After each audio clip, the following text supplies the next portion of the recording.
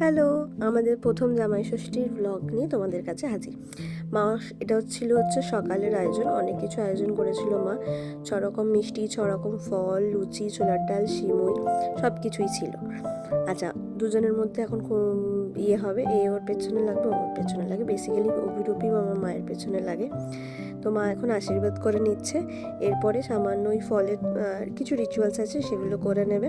করে নেওয়ার পর তারপর আমরা দুজন মিলে একটু বেরোইছিলাম যে কিছু কেনাকাটি করতে, মানে জামাই ষষ্ঠীর কেনাকাটি। আমরা সকালের দিকে বেরোইনি, কারণ এতটা গরম লাগছিল, আর সকালে বেরোইনি। বিকেলে বেরিয়ে কিছুটা মিষ্টি, ফল, যা যা কেনার ছিল আমাদের, সেই সবগুলো কিনে আমরা দুপুরে আর কোনো লাঞ্চের মেনু রাখিনি, কারণ সকালেরটাই এতটা হেভি হয়ে গেছিলো। আমরা রাতে সব প্ল্যানিং করেছিলাম বাইরে যাওয়ার। বাইরে গিয়ে আমরা সবাই মিলে খাওয়া দাওয়া করব। তারপরে বাড়ি গিয়ে রেডি হয়ে আমরা বেরোলাম রাতের ডিনারটা করতে, যেটা হচ্ছে আসল জামাই ষষ্ঠীর খাবার মা বাবার তরফ থেকে। আমরা কোথায় গেছি পরে বলছি। এই দেখো, জম সাজা সেজেছি, বিয়ের পরেই প্রথম জম সাজা সাজলাম। আমার সাজটাকে ভীষণ ভালোই বলেছিল আমার বর। তোমরাও বলো কিরম লাগছিল। আমরা গেছিলাম সর্ষে পোস্ত, হাতিবাগানের আউটলেটটায়।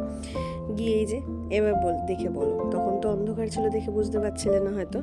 এই যে জামাই ষষ্ঠীর থালির মেনু ওদের ছিল, আর অন্য থালিগুলো সেদিন অ্যাভেলেবেল ছিল না, আলাকাটের মেনু নিয়ে আমরা অর্ডার করেছিলাম বাদ বাকি।